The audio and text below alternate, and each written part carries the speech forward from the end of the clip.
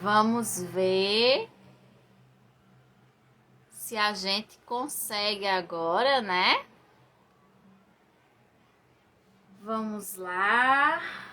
Vamos ver se a gente consegue agora fazer a nossa live. Vamos lá, gente. Boa noite. Boa noite a todos, todas e todes. Vou mandar agora. Vamos lá. Aceitar. Aceitei, Pedro. E aí, consegue me ver, não? Você acredita que eu só tô ouvindo a sua voz, eu não tô te vendo? Pessoal, Poxa, vendo Pedro? confirma aí, pessoal, se vocês estão conseguindo me enxergar. Porque eu acho, Tiana, que deve ser alguma coisa no teu Instagram, alguma configuração, não sei. Porque aqui tá tudo normal, eu consigo te enxergar tranquilamente. Meu, o Tranquilamente. Ó, pessoal o tá pessoal tá dizendo que tá me vendo, então. Agora, o ruim é a gente fazer uma live sem você me ver, né? Porque aí, né, vai ser difícil, mas primeira vez que isso acontece. Você que acredita? estranho, né? Muito estranho isso, muito estranho. Primeira vez que isso acontece. Mas enfim, Pedro, você, eu tô enquadrada? Tá dando Tá, para mim ver? tá tudo. Aqui a imagem tá perfeita, assim, tá tudo certo, tudo Tá certo, tranquilo. E todo tranquilo. mundo tá. Não, Pedro, eu Tá bom. vou pela Vamos sua. começar, né? Vamos fazendo e aí a gente vai interagindo aqui da melhor forma e o pessoal vai dando feedback aí no chat. Pronto, pronto. Combinado. Então maravilha. Então, deixa eu apresentar para vocês, né? Primeiro, vocês, para quem não conhece, hoje nós temos esse bate-papo com o psicólogo Pedro Lucas, que é neuropsicólogo e terapeuta cognitivo-comportamental. Hoje ele está aqui conosco para discutir transtornos de ansiedade, né? Que é um tema Perfeito. muito atual e muito relevante. Muito obrigada por ter aceitado o convite, Pedro. Seja muito bem-vindo. Poxa, Tiana, eu que agradeço o convite, né? A gente fez uma live na época da pandemia, quando a pandemia estava no auge, né? A gente conversou sobre transtornos mentais também, sobre a importância do cuidado com os transtornos mentais. Eu acredito que foi uma live muito rica na época, né? A gente pôde trocar muitas ideias. Você trouxe também a visão de uma profissional do serviço social, né? E foi uma troca muito bacana, muito rica. E eu espero também trazer um conteúdo legal nessa live de hoje, tanto para os teus seguidores quanto para a galera que me acompanha, que eu já vi que algumas pessoas já entraram aí, algumas pessoas que eu conheço. Eu espero que seja uma live bem produtiva e bem edificante. Com toda certeza será, Pedro. Verdade, nós tivemos aquele encontro, foi um encontro muito feliz e que bom estar repetindo, né, isso 3 anos depois, para a gente estar falando de um tema tão importante, né? O Brasil ele é top 1 no ranking de ansiedade e depressão no mundo, né? Isso. Isso é indicativo de que nós precisamos pensar mais, sobretudo nesse setembro amarelo, a respeito da nossa saúde mental. Então, mais uma vez, muito obrigada e seja bem-vindo. Eu que agradeço. Bom, Eu que agradeço. já vão pensando nas perguntas, coloquem aqui. Eu vou orientar o nosso papo, mas eu também quero as perguntas de vocês, quero muito que vocês coloquem as questões de vocês. Pedro, para a gente começar, eu queria que você começasse explicando um pouquinho para a gente, né? Distinguindo, porque a gente sabe que a ansiedade, ela é um elemento que todos nós possuímos em uma medida, é importante, ela é Sim, necessária, mas sim. o que é que define uma ansiedade, vamos dizer assim, comum de uma ansiedade patológica? Perfeito, Tiana. Olha, como você muito bem introduziu, a ansiedade ela faz parte da vida. Por quê? Porque existem basicamente dois estados mentais, quando a gente pensa em ansiedade. O estado mental ansioso e o estado mental relaxado. Então, por exemplo, quando a gente está com a nossa família, quando a gente não tem nenhuma atribuição, está numa casa de praia, veraneando, a gente está no estado relaxado. A gente não tem nenhum tipo de preocupação ali, ou pelo menos não deveria ter, né? A gente está curtindo o momento com a nossa família. Por outro lado, quando a gente precisa se preparar para uma prova, quando a gente precisa preparar uma apresentação oral, quando a gente vai sair pela primeira vez com aquela pessoa que a gente gosta, né, que a gente conheceu na rede social e vai conhecer pessoalmente, ou quando a gente simplesmente se submete a algum tipo de avaliação, ou a um período, a um contexto perigoso, digamos assim, ou que seja potencialmente perigoso, é natural que a gente ative o mecanismo de ansiedade, que é um mecanismo neuroquímico, né? É neurológico, e ativa-se um mecanismo que nós chamamos de luta ou fuga, tá? E esse mecanismo basicamente tem algumas repercussões fisiológicas no nosso corpo. A pupila dilata, os batimentos cardíacos eles aceleram, a respiração fica ofegante, basicamente os nossos músculos do corpo ficam todos ativados, né? Por isso que muitas pessoas que sofrem com transtorno de ansiedade se queixam bastante de dores no corpo. E basicamente o cérebro, né, através do nosso sistema nervoso, manda sinais para o nosso corpo de que é o momento de lutar ou fugir, né, de uma situação que é potencialmente perigosa. Então, isso faz basicamente com que a gente entenda que agora não é o momento de relaxar, mas é o momento da gente lidar com algum tipo de perigo iminente, né? E esse sistema ele é muito importante. Os psicólogos cognitivos, os psicólogos evolucionistas até dizem que basicamente foi esse sistema que permitiu que os nossos antepassados conseguissem sobreviver e procriar e dar continuidade à espécie. Aqueles antepassados que eles eram muito relaxados, que eles não liam bem os contextos e não se preocupavam, eles basicamente morriam por conta de predadores, por conta de tribos rivais, por conta de tempestades ou catástrofes naturais. Então, aqueles antepassados que eram mais ansiosos ou que ativavam mais esse mecanismo de luta ou fuga, esse mecanismo de entender o que pode gerar riscos e se protegiam desses riscos, eles acabavam não só procriando, mas conseguindo proteger sua prole, e isso foi se perpetuando de geração em geração. O grande problema, então, não é uma pessoa ter ansiedade. Ter ansiedade, em muitos momentos, será funcional, será benéfico. Porque é essa ansiedade que vai gerar o ímpeto necessário, por exemplo, para você estudar para uma prova de concurso, para você estudar para uma prova na faculdade, para você se preparar minimamente bem para uma apresentação oral, para uma entrevista de emprego. Se você não tiver nem pouco ansioso, você não tenta prever possíveis dificuldades que você pode encontrar.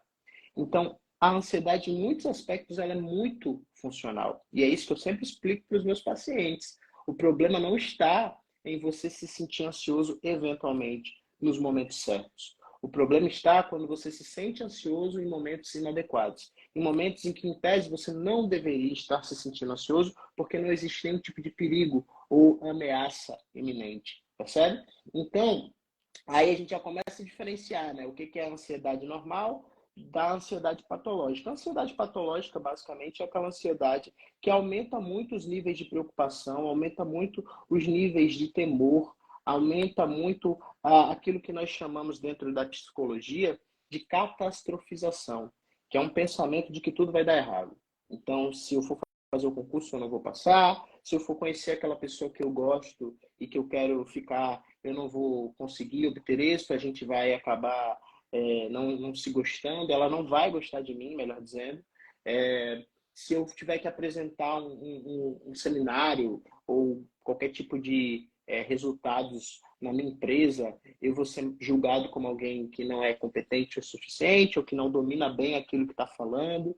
Então, esse padrão de catastrofização, que é um padrão psicológico, ele sempre está presente em pessoas que têm muita ansiedade, porque elas sempre acham que o pior cenário vai acontecer.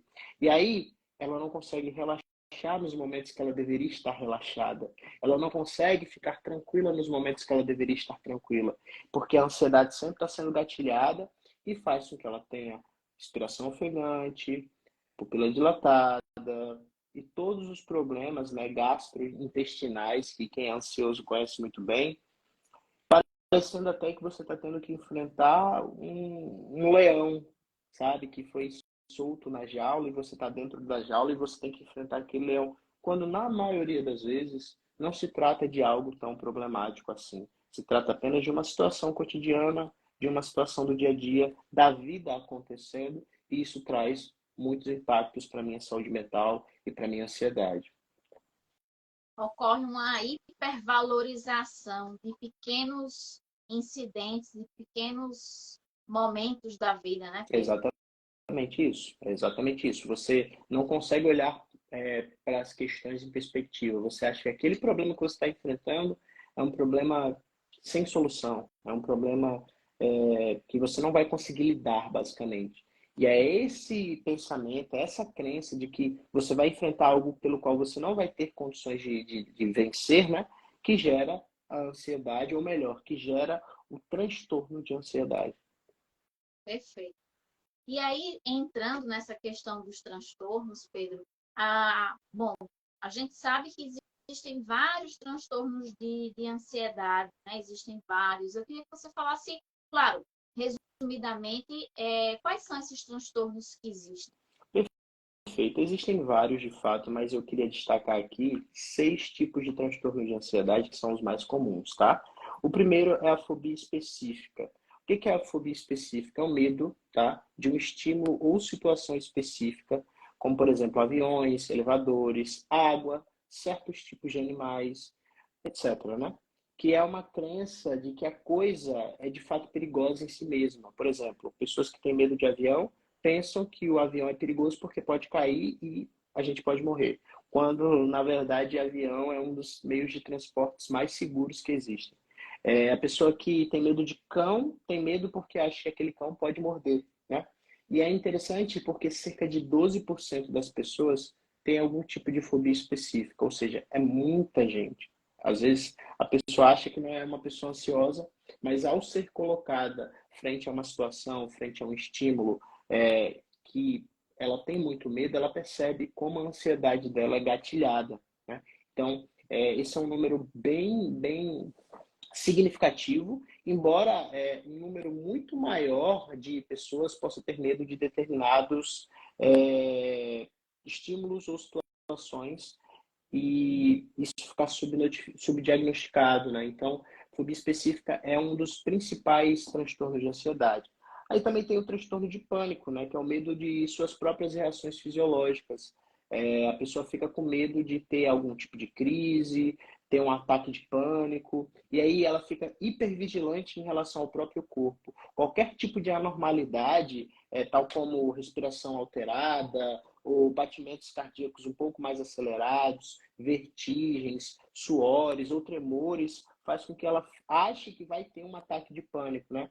E aí, geralmente, o transtorno de pânico é acompanhado de um outro tipo de transtorno que também é conhecido como agorafobia, que é, na verdade, a evitação, né, que acompanha as situações que podem acionar essas reações. Então, por exemplo, se eu tenho medo de passar algum tipo de crise de pânico, eu começo a evitar alguns lugares, né, públicos, porque eu fico com medo de ter esses ataques na presença de outras pessoas. Então, geralmente, quem tem a síndrome de pânico também tem a agorafobia.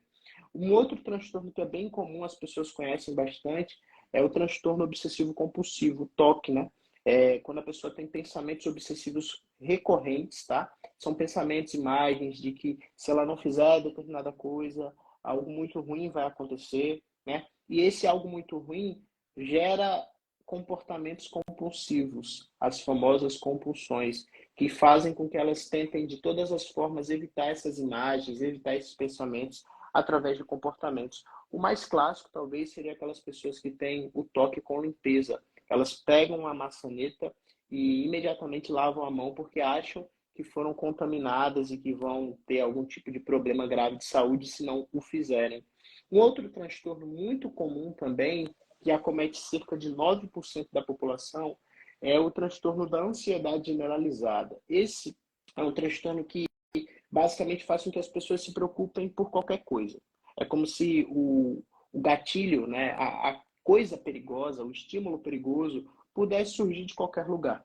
Então, é uma pessoa que geralmente dorme mal e chega na terapia muito mais por conta de uma insônia do que por conta de saber que tem um transtorno de ansiedade generalizada.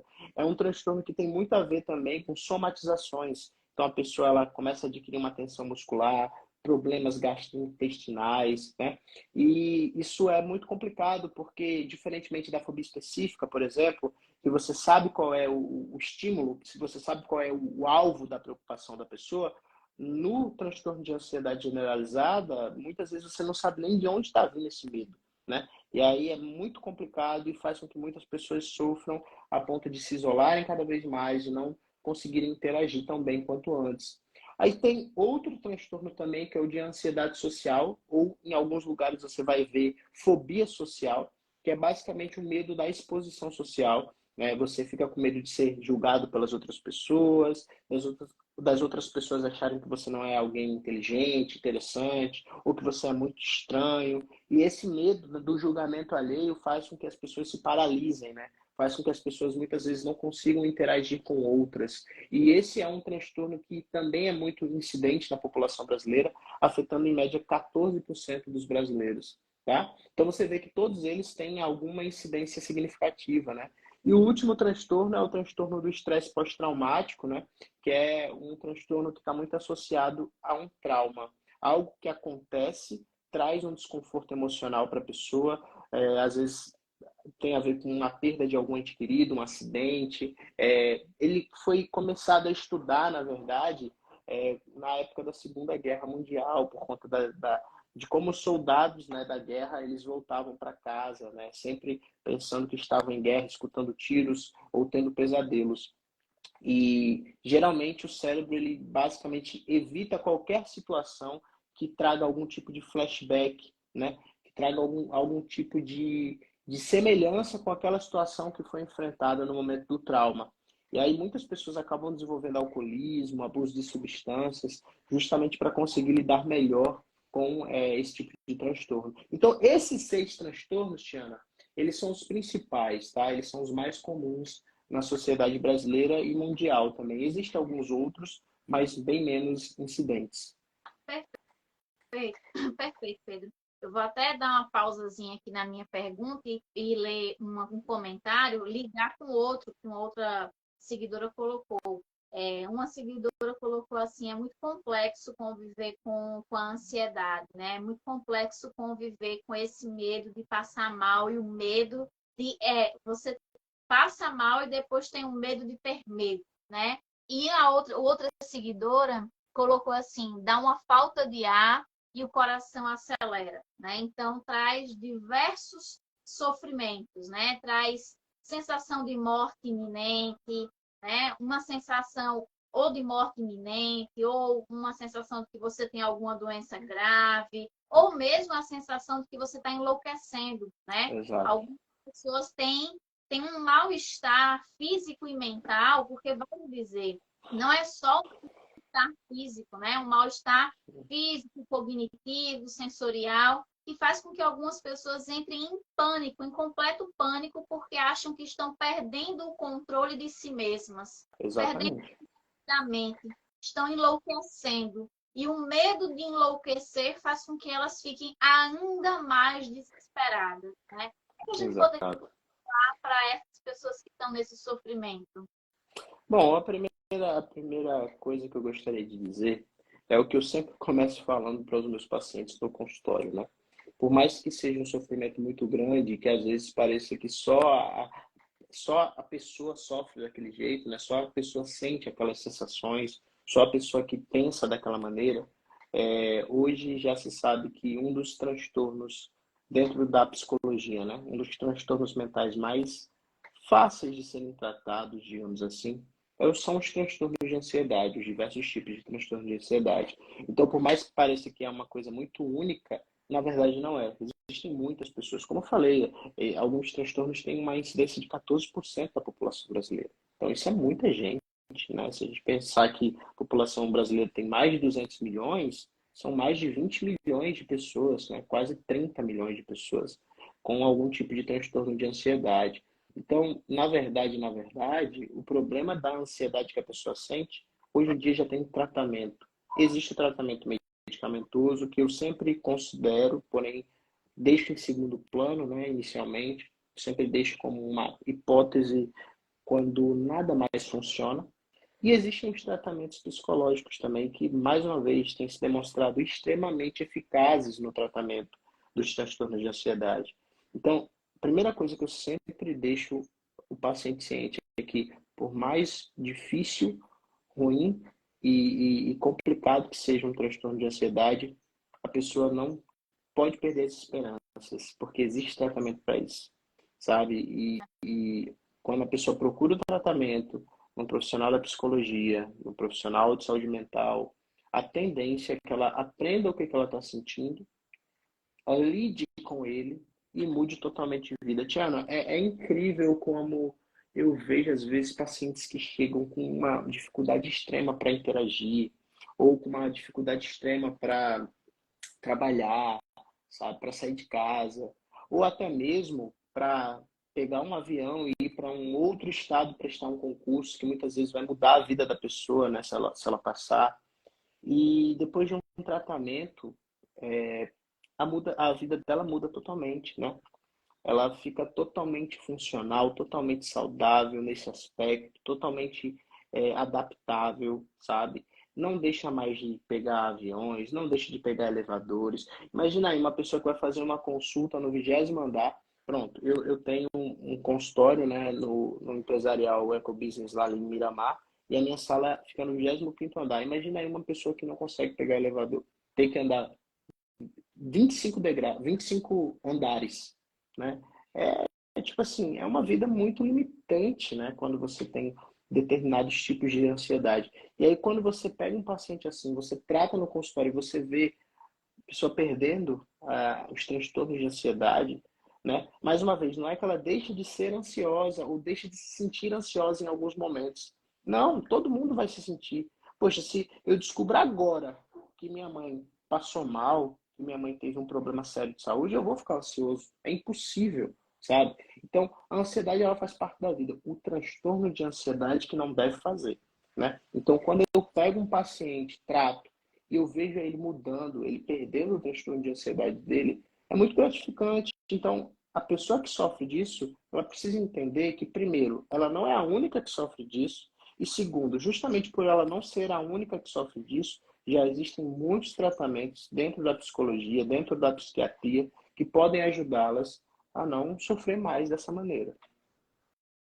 Perfeito, você colocou um ponto muito, acho que vários pontos, mas eu vou aqui só fazer a observação de dois.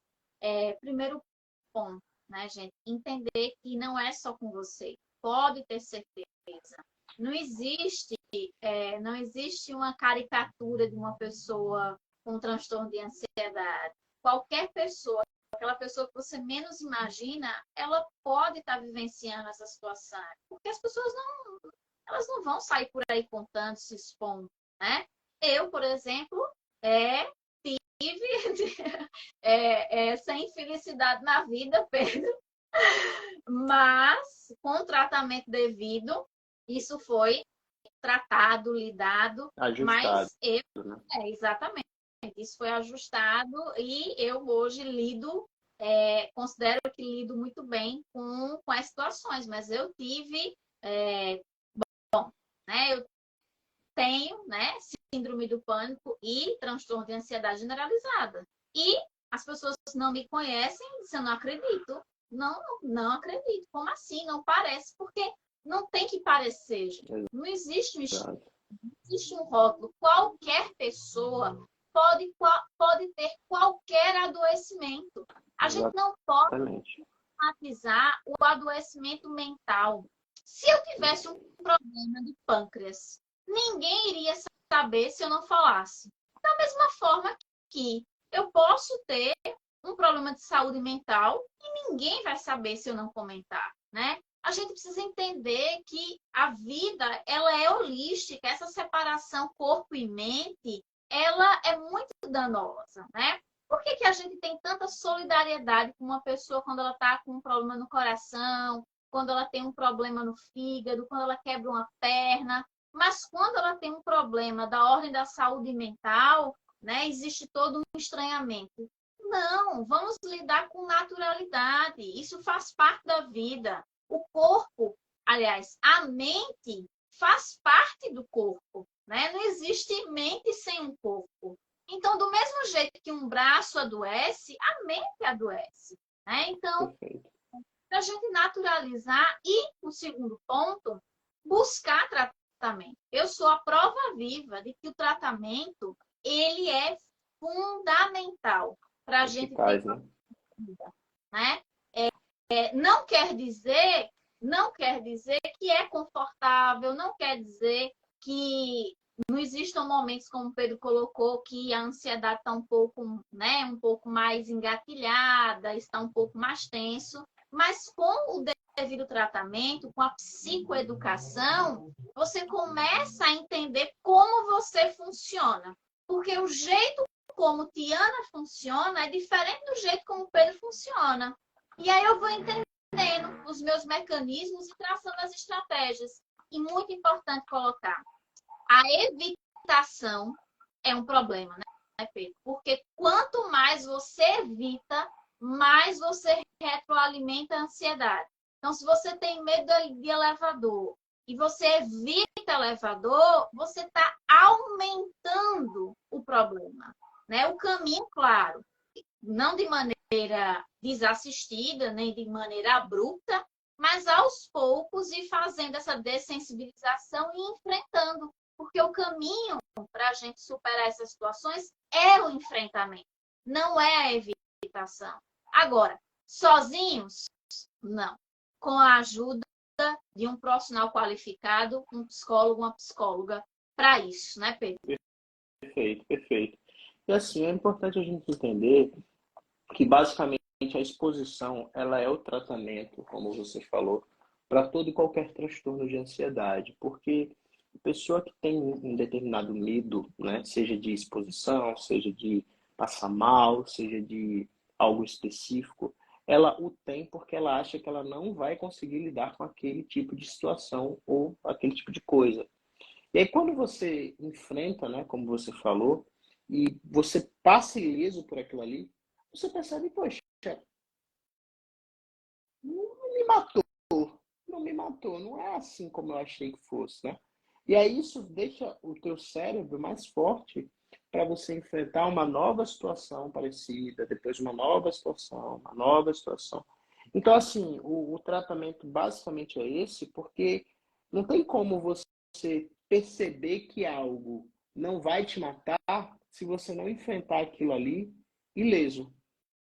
Então você enfrenta, tem um enfrentamento que não te traz dano ou te traz o mínimo possível de dano, e da próxima vez que você vai enfrentar uma situação parecida, você já enfrenta de forma muito mais confiante, muito mais segura e sem ter nenhum tipo de sintoma de ansiedade. Exato. E muito cuidado, gente, como o Pedro pontuou anteriormente, com as fugas, tá?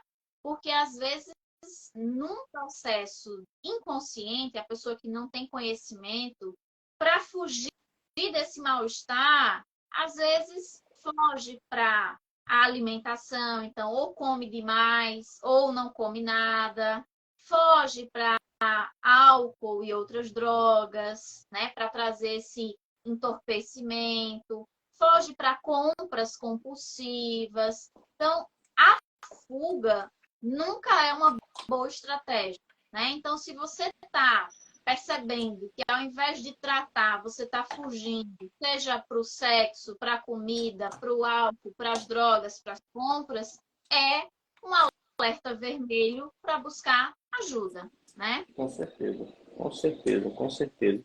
E o melhor tipo de ajuda, eu considero que sempre vai ser a ajuda psicoterapêutica, sabe, Tiana? Porque, beleza, algumas coisas, algumas estratégias, né, podem até surtir algum tipo de efeito. Podem surtir sim algum tipo de efeito, mas nada é tão eficiente. Liguei aqui o LED porque eu vi que estava bem escuro, tá? É tão eficiente como a questão de você buscar uma ajuda profissional, sabe? À medida que você busca uma ajuda profissional e você percebe que essa ajuda profissional ela tem o entendimento necessário para tratar a tua ansiedade, né? Aí você vai acreditando que aquele tratamento funciona, vai se entregando cada vez mais àquele tratamento e vai deixando de acreditar que a ansiedade faz parte de você e que não tem jeito. Porque eu já atendi, Tiana, muitos pacientes que tinham esse pensamento, sabe? De que, poxa, essa é a minha personalidade, é assim que eu sou, então não tem muito o que eu possa fazer, o que eu deva fazer. Eu tenho que lidar com esse meu jeito de ser, essa característica da minha personalidade. Quando não, sabe? A ansiedade, embora ela faça parte de nós, ela não precisa nos transtornar. Isso não tem a ver com personalidade, tem a ver com crenças, tem a ver com pensamentos disfuncionais que a gente pode muito bem enfrentar na terapia. Perfeito. A Ma RC 4102 colocou assim: boa noite, eu sofro com ansiedade. A minha eu desconto na comida, é muito ruim. Aí ela completa dizendo assim: e professora Diana, nunca devemos pré-julgar as pessoas. Nunca imaginei que você tivesse passado por uma situação assim. Pois eu passei por uma situação e tenho ansiedade, convivo com a ansiedade, né? Trato, lido, mas eu sou uma pessoa com tendência à ansiedade elevada, né? Eu Uhum. tenho tendência à ansiedade chegar inimagináveis. Então, não são só vocês, gente. Assim, eu estou aqui maquiada, né, arrumada, né, dentro aí do, digamos assim, de uma estética aprazível, mas legal, bacana, faz parte, fico muito feliz, mas isso não é a vida real. Na vida real, as pessoas têm dores e têm sofrimentos. Todas as pessoas têm suas dores e seus sofrimentos. Eu quero compartilhar para que vocês possam perceber. Durante a pandemia, eu até comentei com o Pedro na época, eu passei por muitas situações complicadíssimas, né? O falecimento do meu pai em virtude da Covid-19, em pleno doutorado, uma série de situações, uma crise de ansiedade extrema, uma sensação de desespero. Eu só tinha duas certezas. Ou que eu estava morrendo naquele momento, ou que eu estava enlouquecendo. Fui direto para o pronto-socorro. O médico fez todos os exames, olhou para mim e disse: minha filha, você não tem nada físico. O que você tem é ansiedade. E num primeiro momento, a minha reação foi o seguinte: se eu estou sentindo que eu estou morrendo, e um médico que é a pessoa mais qualificada está me dizendo que eu não estou morrendo, então eu estou enlouquecendo. Aí foi que eu me desesperei.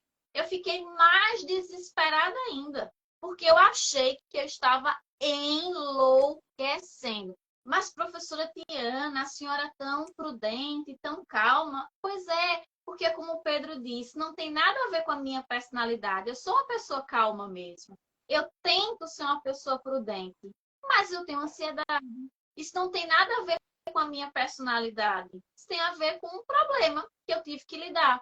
Eu Perfeito. achei que eu estava enlouquecendo. E isso elevou o meu desespero a um nível que eu sequer conseguia respirar. À noite, para dormir, eu tremia na cama, parecia que eu estava convulsionando.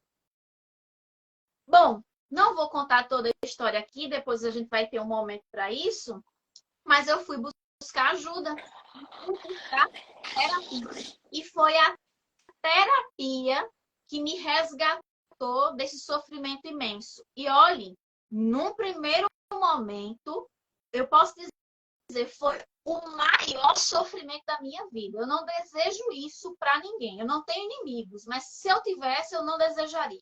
É um sofrimento horrível. É uma sensação de desespero, é como se você tivesse assim, as paredes do mundo tivessem te apertando até um ponto que você não consegue mais, não tem saída, não tem saída, mas tem saída.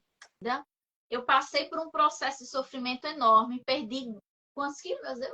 Em torno de 10 quilos. As pessoas Caramba, sabiam, me elogiavam, diziam que eu estava muito bonita porque eu estava magra, mas na realidade eu estava doente.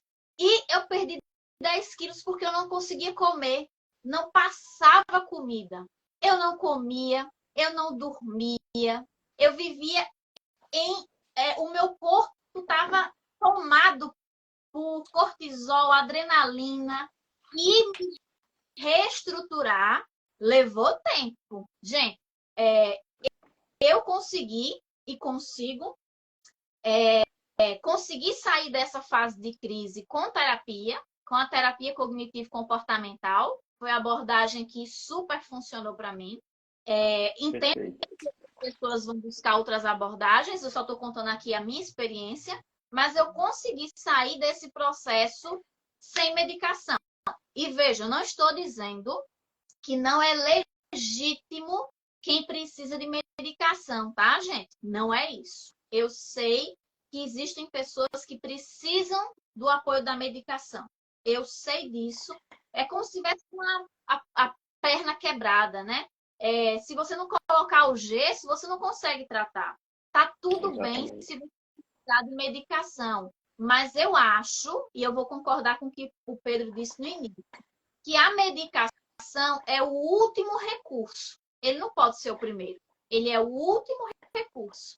Seria muito leviano da minha parte não legitimar. Se você precisa e é prescrito pelo seu psiquiatra, faça o uso juntamente com a sua psicoterapia e aos poucos vai fazendo desmame e você vai esperando. Mas eu posso dizer também aqui que existem casos em que mesmo com esse sofrimento todo, você consegue sair sem medicação. Eu saí sem medicação. Agora, com isso, eu não quero que você que está tomando medicação ache que deva parar a sua medicação.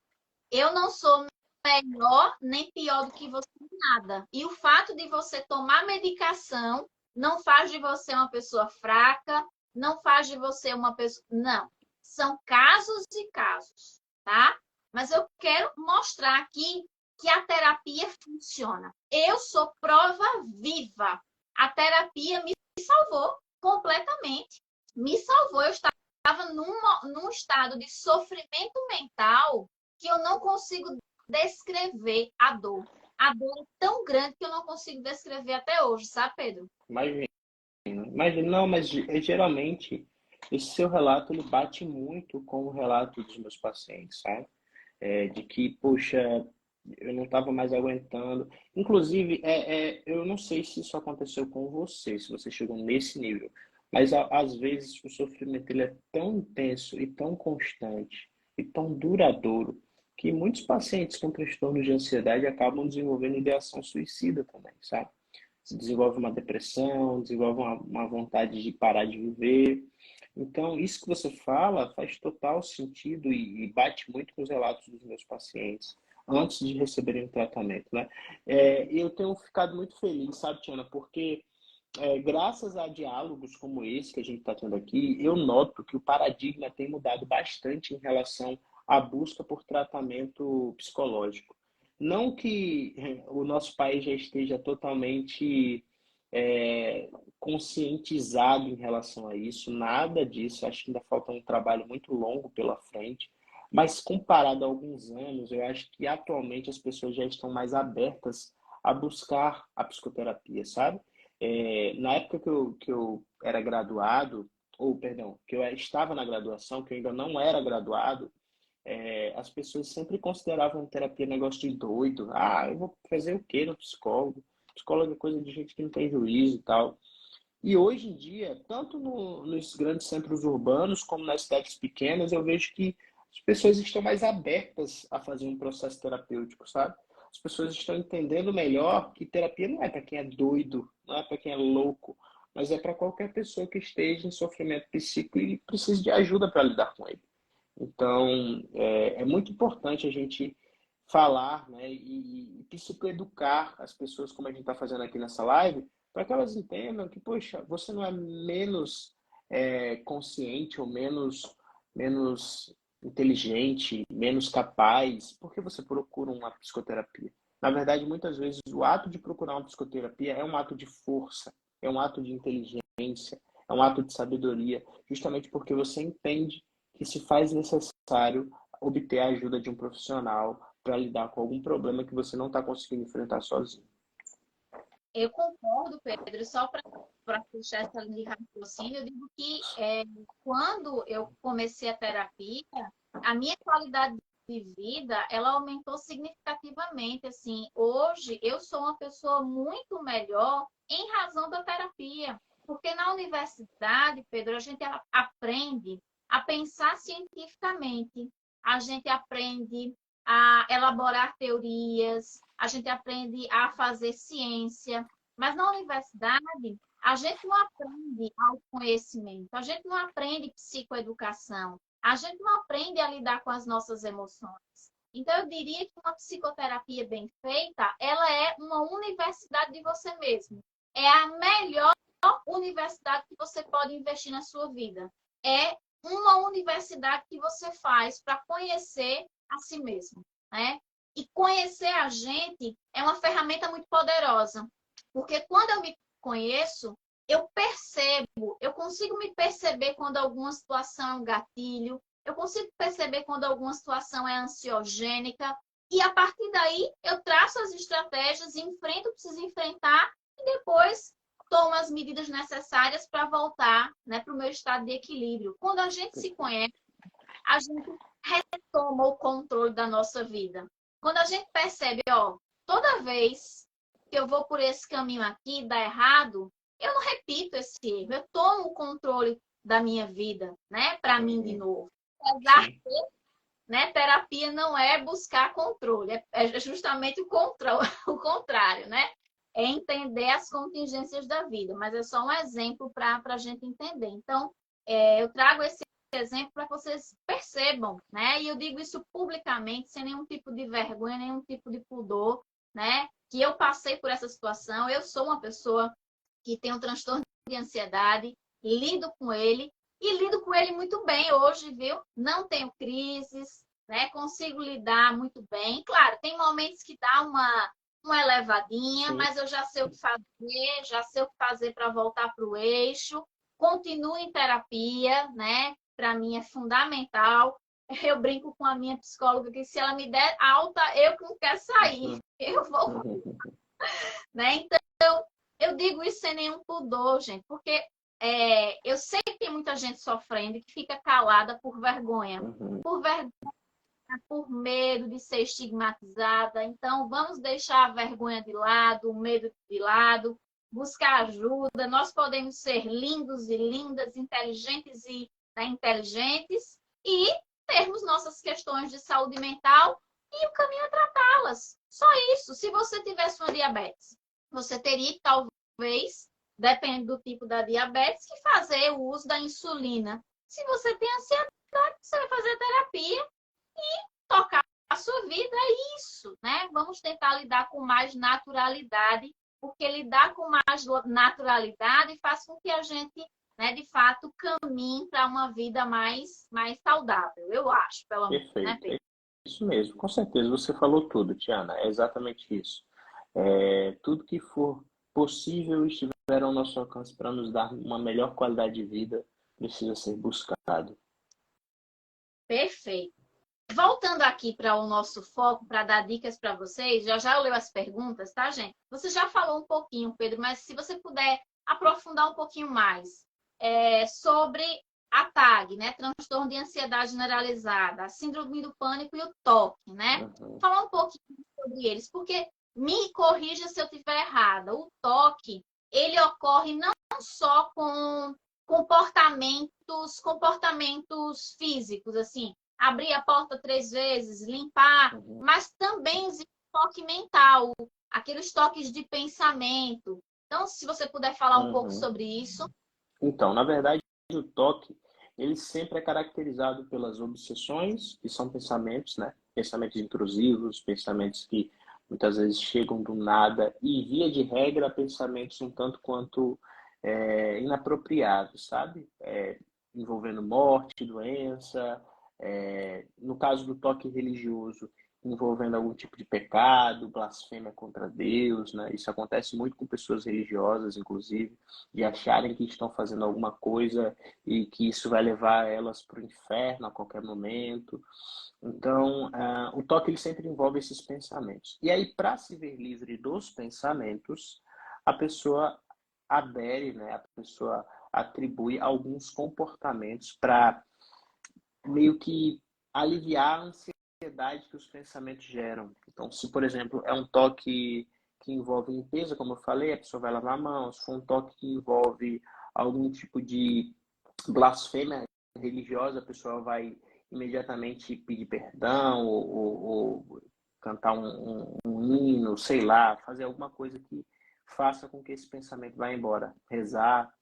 Então, as estratégias comportamentais, elas sempre acontecem para lidar com as obsessões. O problema é que, muitas vezes, essas estratégias comportamentais, elas incapacitam muito a vida. Porque, por exemplo, uma pessoa que precisa voltar para casa 3, 4 vezes para ver se deixou a porta aberta, é uma pessoa que perde muito tempo e, via de regra, chega atrasado no trabalho.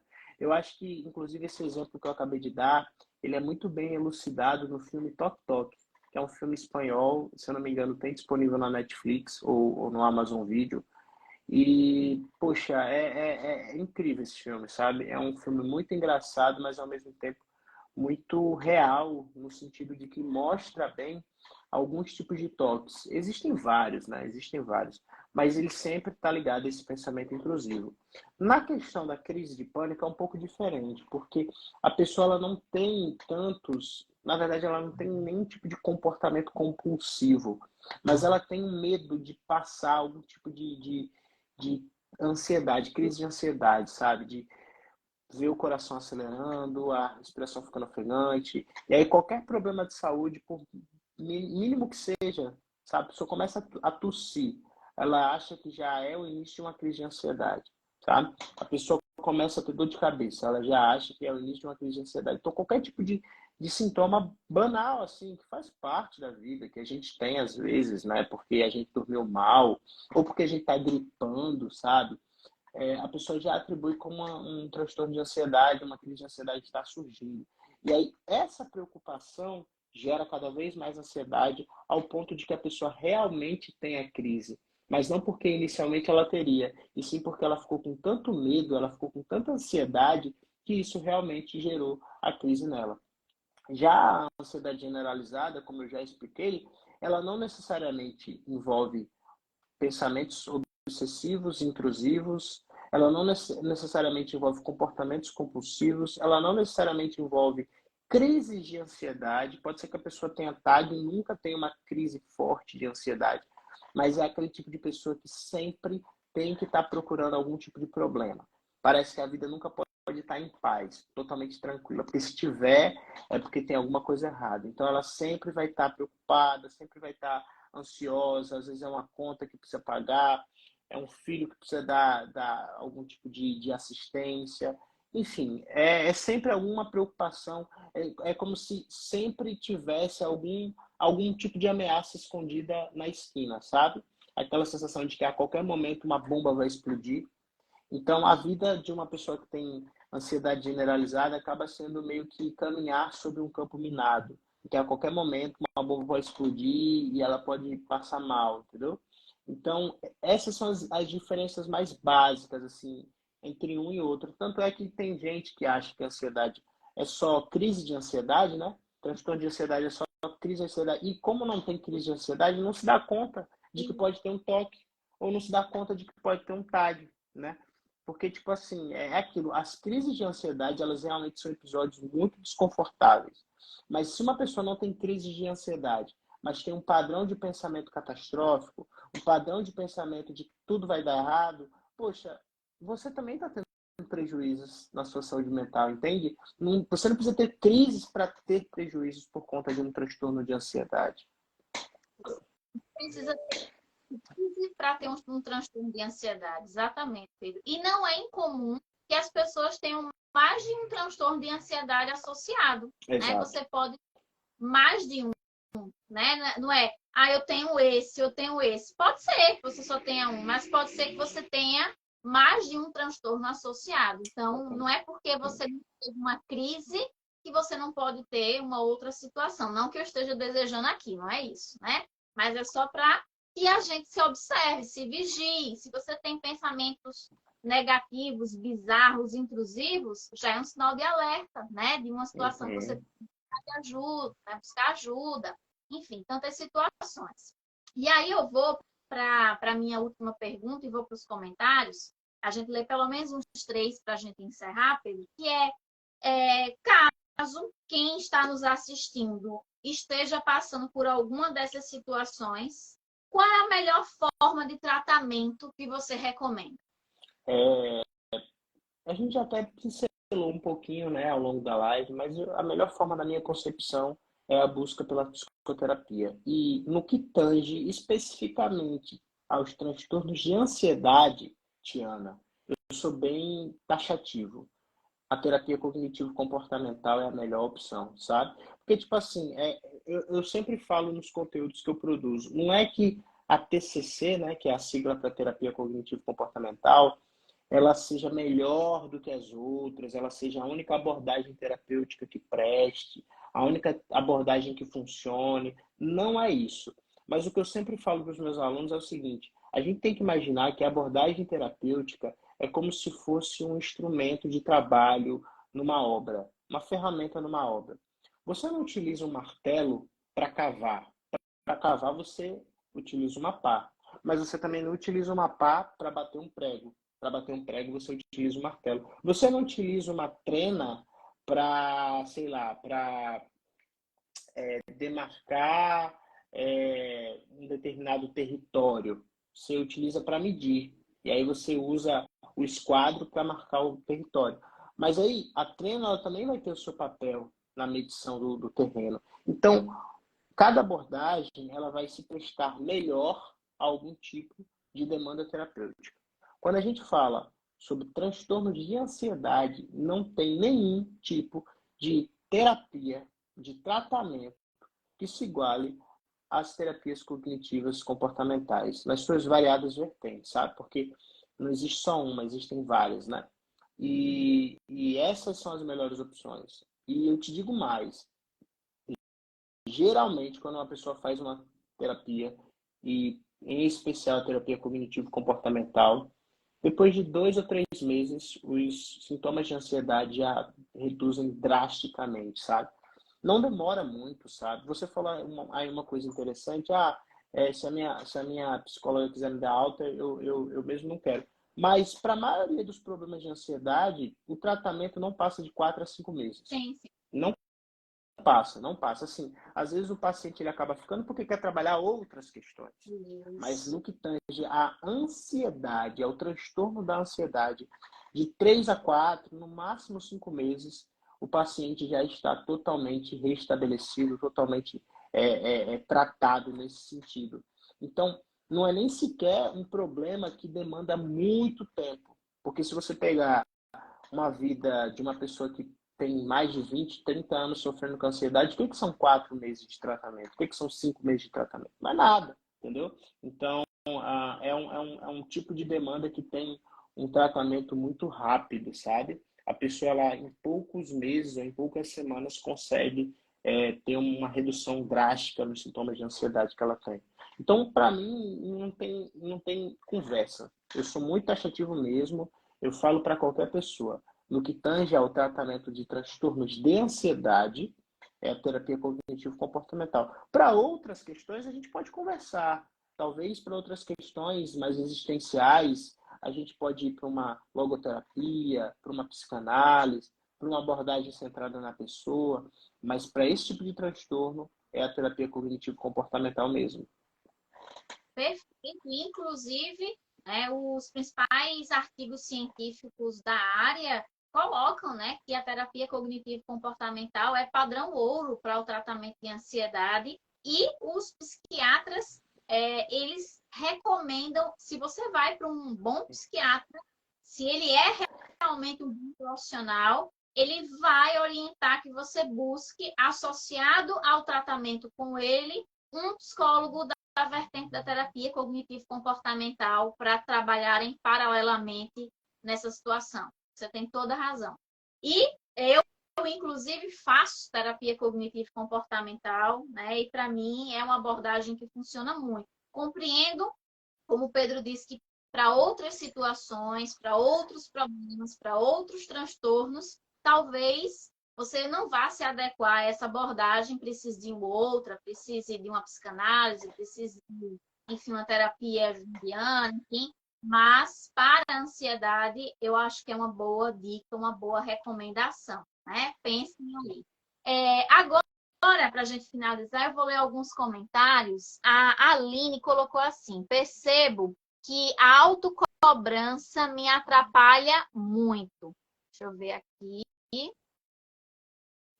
Por enquanto, essa questão da autocobrança. Autocobrança excessiva, Pedro, pode ser um sintoma de ansiedade? Com certeza, com certeza. Às vezes a pessoa ela foi acostumada, né, desde muito cedo a ter um padrão muito alto de comportamento, né? Às vezes ela teve um pai, uma mãe muito rígido, né, que sempre cobrava a perfeição, né? E isso gerou uma sensação de que ela sempre precisaria ser perfeita para atingir bons resultados, para agradar as pessoas à sua volta, o que não é verdade, né? Assim, muitas vezes a gente vai conseguir fazer grandes feitos, mas muitas vezes a gente só precisa fazer o básico e tá tudo certo, né? Cada grande pintor da história, né? Cada grande artista da história tem sua obra-prima. Por quê? Porque a obra-prima só existe uma, né? Leonardo da Vinci, ele tem a obra-prima dele, né? Que é a Mona Lisa, mas existem várias outras obras do Leonardo da Vinci, né? Existem várias outras obras maravilhosas, só que obra-prima só existe uma. Então, a pessoa que ela tem uma autocrítica muito grande, é como se o tempo todo ela tivesse que estar produzindo uma obra-prima. O tempo todo ela tivesse que ser a mãe perfeita, a filha perfeita, a estudante perfeita, a profissional perfeita. E você não precisa ser perfeita ou perfeito o tempo todo, você precisa ser bom, é diferente. Se você for bom, tá ótimo, porque numa sociedade em que muitas pessoas são medíocres no sentido de estarem ali na média ou até mesmo abaixo da média, se você for bom, você já vai se destacar. Agora, perfeito você não precisa ser, até porque ninguém é. Então, essa questão de autocobrança a gente vê muito presente em pessoas ansiosas mesmo, e isso realmente gera muita ansiedade. Perfeito. A Tayane Vasconcelos pergunta assim: a dificuldade de manter a constância nos estudos também pode estar associada à ansiedade? Com certeza, com absoluta certeza, porque quando a pessoa tem transtorno de ansiedade ou mesmo uma ansiedade mais elevada, ela não consegue se concentrar, ela não consegue focar. Os pensamentos permeiam a mente dela e ela fica fazendo uma coisa que nós chamamos de overthinking, que é pensar demasiadamente sobre um determinado assunto. Então ela pensa, pensa, pensa, pensa, pensa, pensa, pensa, pensa, e no que ela pensa, ela gasta muito tempo sem produzir aquilo que ela tem que fazer, sem ler o texto que ela tem que ler, né? Então, é de praxe isso. Quando a pessoa está ansiosa, ela lê a mesma página inúmeras vezes, parece que não leu nada. Por quê? Porque não consegue focar, não consegue absorver o que está estudando, não consegue absorver o que está lendo, entendeu? Então é óbvio que no que tange a ansiedade, né, isso é péssimo para os estudos, porque faz com que a pessoa não se concentre. Perfeito. E a ansiedade em muitas pessoas pode gerar aquilo que a gente chama de procrastinação. Às vezes, Exato. um aluno, ele procrastina muito, não é porque ele quer ou porque ele é preguiçoso, é porque ele tem um transtorno de ansiedade e não sabe. Então, fiquem atentos. Se você procrastina demais, abra os olhos, porque isso talvez possa ser ansiedade, não é, Pedro? Com certeza, com certeza. Sem sombra de dúvidas. Maria colocou assim: a TCC aos poucos tem me devolvido a capacidade de planejar, projetar e acreditar em dias sem o fantasma da ansiedade. Ô, Maria, muito feliz por você, viu? Fico muito feliz que você já está tratando, já está na terapia cognitivo-comportamental e que não tenho dúvidas, tudo vai caminhar para o melhor. Um beijo. E aproveitando essa pergunta, Pedro, muitas pessoas que eu conheço me procuram pelo direct, né, quando eu trago esses assuntos e perguntam, mas o transtorno de ansiedade tem cura? E aí, Pedro, eu sei que é uma pergunta difícil, né, mas transtorno de ansiedade tem cura? Ou você aprende a lidar com ele? Tem cura numa perspectiva de que a pessoa não tenha mais uma vida incapacitante por conta do transtorno. Nesse sentido, sim, tem cura.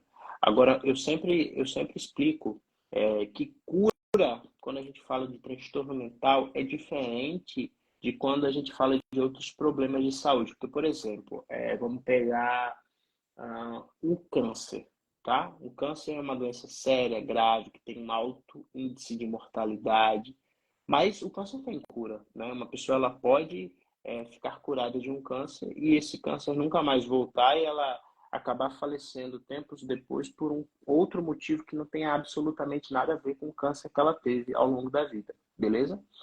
Mas no que tange à ansiedade, à depressão, ficar curado, entre aspas, não significa que nunca mais a pessoa não vai ter um episódio de ansiedade ou que ela nunca mais vai ter uma tristeza profunda a ponto de deixá-la deprimida, né?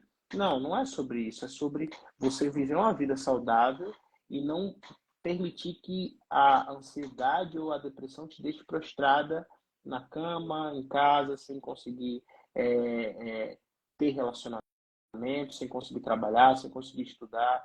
Então, nesse sentido, sim, tem cura.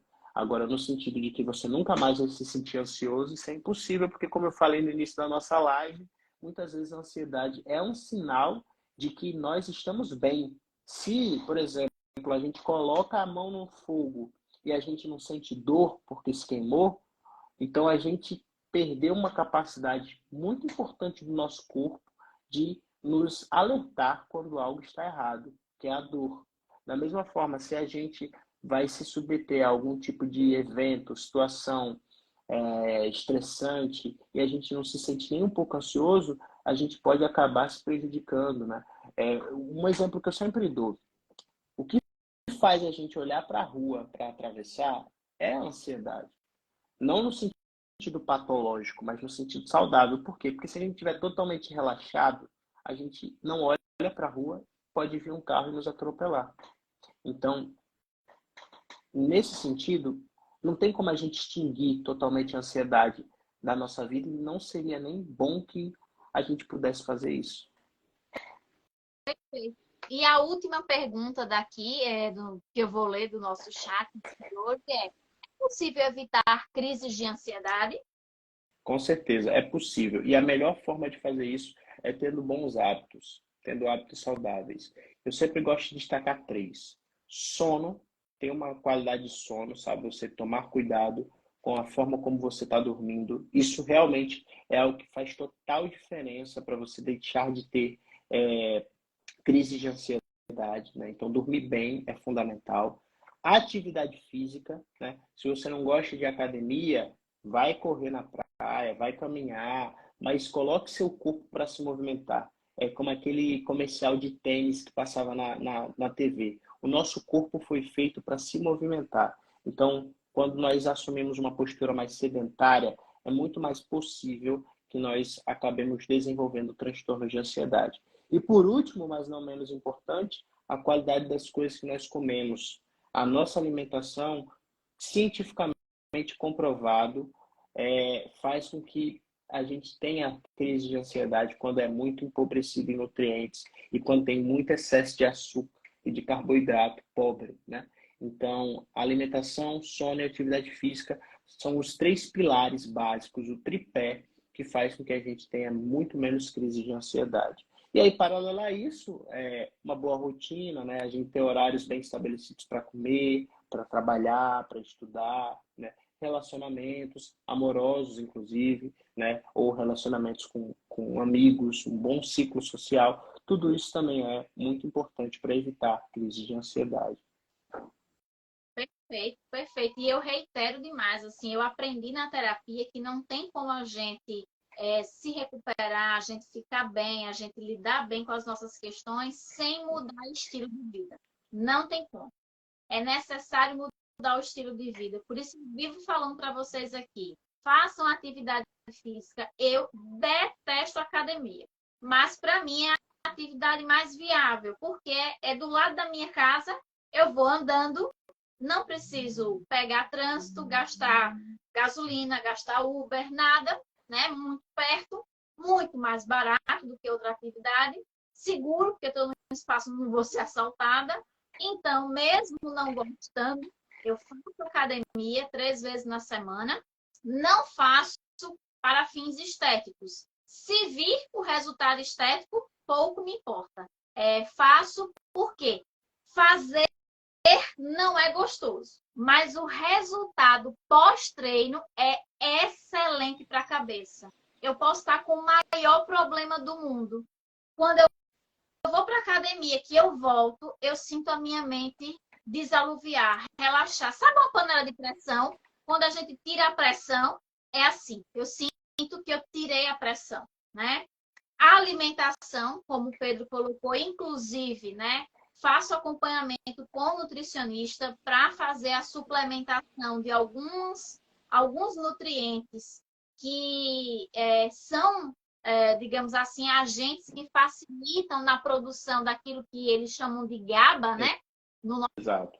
cérebro, né? Que produz a calma. Então, eu busque orientação nutricional, né? Então, eu faço, Exatamente. né, de alguns suplementos alimentares, não é remédio, tá, gente? É suplemento alimentar como L-teanina, magnésio de malato, porque esses suplementos, eles atuam no meu cérebro, num neurotransmissor lá, né? Enfim, eu não sou neuropsicóloga, Pedro, me corrija aí se eu estiver errada, Não, né? você está certa. Mas que são neurotransmissores que atuam lá no que eles chamam de GABA, que produz, né, que auxilia na produção, no estímulo da calma. E, né, a alimentação de modo geral e relações humanas, né? Cultivar relações humanas saudáveis, porque não tem como ter saúde num ambiente adoecedor. É isso aí. Então, né, quando possível, sair de ambientes adoecedores. Por mais difícil que seja, a gente, às vezes, precisa dar adeus para o outro para a gente dar um abraço na gente mesmo. É preciso dizer adeus para algumas pessoas para dizer sim para a gente, para dizer sim para a minha saúde. Eu precisei abandonar situações para recuperar de volta a minha saúde. Então, não tem como ter saúde no ambiente adoecedor. Então, a gente precisa repensar as nossas relações familiares, amorosas, de amizade, todas elas. Todas. Uma relação de amizade é muito mais fácil o desligamento, eu entendo isso. Uma relação amorosa, uma relação familiar não é tão simples, mas às vezes se faz necessário. Mas isso só você vai saber e só você vai encontrar os caminhos junto com uma psicoterapia que vai te dar as ferramentas para ter a força necessária para sair de ambientes adoecedores.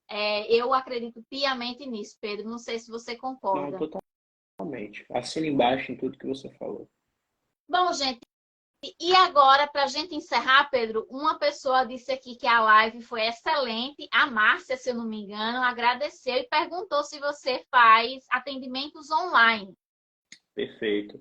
Então, faço, né? No momento eu não estou com vaga, tá? Mas costuma sempre abrir de mês em mês, né? Então, tipo assim, talvez para esse mês eu não consiga mais pegar novos pacientes online, mas a partir de outubro certamente eu terei vagas, tá? E aí, para conseguir fazer uma consulta comigo é muito simples, basta você me procurar no no Instagram, né? Clicar lá, Psi Pedro Lucas, entrar em contato pelo direct messenger, né? Pela mensagem, e eu entro em contato e digo qual é a minha disponibilidade de horários, marco valores também, dou todas as orientações necessárias. Como eu disse, esse mês minha agenda já fechou, mas a partir de outubro eu tenho novas vagas, tá bom? E se você quiser aprender mais sobre saúde mental, né, de forma totalmente gratuita, você pode também se inscrever no meu canal, que é o Pedro Psicólogo, lá no YouTube. Então, eu já tenho quase 200 vídeos e eu falo sobre vários assuntos relacionados à psicologia, né? E aí vocês podem me conhecer lá e consumir um pouco mais do meu conteúdo. Eu não produzo tanto conteúdo para o Instagram, né? Porque o meu carro-chefe é o YouTube mesmo. Então, as pessoas que me conhecem pelo Instagram acabam indo para o YouTube porque lá realmente é onde eu produzo mais conteúdo sobre psicologia e saúde mental. Então, são as duas formas de você me encontrar, tanto aqui no Instagram, pelo Psi Pedro Lucas, né? Quanto lá no YouTube, o canal Pedro Psicólogo. Perfeito. A Aline está agradecendo pela live. E, bom, sigam o Pedro. Eu vou deixar essa live salva aqui. Eu vou marcar o arroba dele, tá certo? Então sigam ele, tanto aqui no Instagram quanto no YouTube. Esse vídeo também vai ser transportado lá para o YouTube. Então, para a galera Legal. do YouTube, sigam, né, o trabalho do Pedro Lucas, psicólogo, que tem uma série de insights, de informações sobre saúde mental que vão te ajudar de alguma maneira. Então, um trabalho de qualidade, com muita competência, com muito cuidado e com muito profissionalismo, tá? Então, sigam ele no Instagram e no YouTube. Essa live vai ficar salva. Qualquer coisa, entre em contato com ele. Muito obrigada a vocês por terem nos assistido, pelo carinho, né, pelo respeito, pelas interações e, acima de tudo, muito obrigada a você, Pedro, mais uma vez, por ter aceitado mais um convite para um bate-papo sobre um tema tão importante. Muito obrigada. Passo a palavra para você fazer as considerações finais e a gente se despedir. Tá bom. Bom, querido, eu que agradeço o convite, é sempre muito prazeroso bater esse papo contigo. É muito importante que você, enquanto profissional da assistência social, promova diálogos como esse, né? Eu acho que é muito rico para seus estudantes, para o pessoal que te acompanha. E reforçar aqui, né, pessoal? Procurem psicoterapia, procurem ajuda, se não comigo, né? Mas procurem com outro profissional. Às vezes você está querendo um atendimento com mais urgência, então procurem com outro profissional, mas não deixem de fazer, porque realmente só quem faz sabe como é valioso e sabe como é rico a experiência de ser atendido dentro de um processo terapêutico, tá bom? Então, mais uma vez, Chama, muito obrigado pelo papo, foi muito bom e boa noite a todos. Qualquer coisa é só falar comigo que eu respondo assim que possível, tá bom? Um grande abraço. Muito obrigada. Grande abraço. Beijo, gente. Tchau, Tchau, tchau. tchau.